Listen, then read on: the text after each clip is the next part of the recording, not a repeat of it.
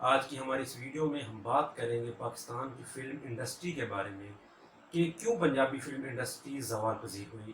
Pakistan cinema کی تاریخ میں ایک ایسا بھی دور دیکھا گیا جب زیادہ تر پاکستانی فلمیں پنجابی زبان میں بنائی جاتی تھیں۔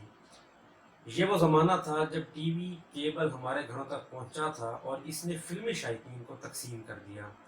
لوگوں کا رجحان بالی ووڈ فلموں کی جانب سے بڑھتا چلا گیا اور اس دوران پاکستانی فلموں کے معیار اور مقبولیت میں کمی سامنے آنا شروع ہو گئی اور کہانیوں کی سمت سے زیادہ گنڈاسے کو ترجیح دی گئی۔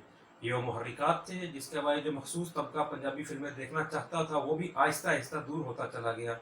پرانے موضوعات پر بنائی جانے والی فلموں کی وجہ سے لوگوں کی دلچسپی ختم ہو گئی اور فلمی شائقین کی توجہ سینما کے بجائے گھر رہ کر بالی ووڈ فلمیں دیکھنے کی جانب مرکوز ہو گئی۔ سال 2007 میں جب پاکستانی فلم انڈسٹری زوال کی جانب تھی، اس میں شعیب منصور کی ہدایت کاری میں بنائی جانے والی پاکستانی فلم خدا کے لیے پیش کی، جس نے بے حد پذیرائی حاصل کی اور پھر 2013 میں اداکار شان کی ہی وار ریلیز کی گئی۔ یہ وہی شان تھے جو پنجابی فلموں میں مرکزی کردار ادا کیا کرتے تھے، تاہم ان کی فلم وار نے پاکستانی سینما میں ایک نئی روح پھونکی اور پاکستانی فلم انڈسٹری سے وابستہ لوگوں نے اسے خوش آئندہ قرار دیا، جس کے بعد پنجابی فلموں کا زوال شروع ہوا۔ گزشتہ برس ہدایت کار سید نور نے پنجابی فلم باجرے دی راکھی بنانے کا اعلان کرتے ہوئے کہا تھا کہ میں پنجاب کی فلم بنا رہا ہوں، میرا اصل مقصد پنجابی فلم کو واپس لانا ہے کیونکہ شائقین اچھی پنجابی فلم کے منتظر ہیں۔ سید نور پاکستانی فلم انڈسٹری میں تخلیقی کام کرنے کے حوالے سے ایک منفرد پہچان رکھتے ہیں۔ ان کی ڈائریکشن میں بنائی گئی فلمیں بہت مشہور ہوئیں، جن میں چوڑیاں، سرگم، دیوانے تیرے پیار کے، مہندی والے ہاتھ شامل ہیں۔ زیرو پوائنٹ سے گفتگو کرتے ہوئے سید نور کا کہنا تھا کہ فلم باجرے دی راکھی تقریباً مکمل ہو گئی ہے، تھوڑی سی شوٹنگ باقی ہے جو بینکاک میں ہونا باقی ہے۔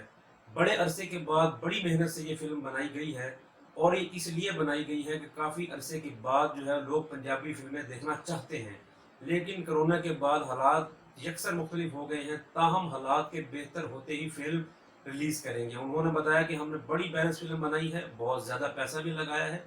فلم کی کاسٹ میں سائمہ نور، مصطفیٰ قریشی، راشد محمود، اچھی خان، شفقت چیمہ، نغمہ بیگم، تبسم خان، آغا ماجد سمیت دیگر شامل ہیں۔ فلم کے ذریعے سید نور دو نئے چہرے بھی انڈسٹری میں متعارف کرائے گئے ہیں، جن میں پاکستان کی مقبول ترین ٹک ٹاک اسٹار جنت مرزا اور عبداللہ شامل ہیں۔ پنجابی فلموں کے حوالے سے سید نور کا کہنا تھا کہ دنیا بھر میں ہر 10 سال کے بعد فلم انڈسٹری کا مزاج تبدیل ہوتا ہے۔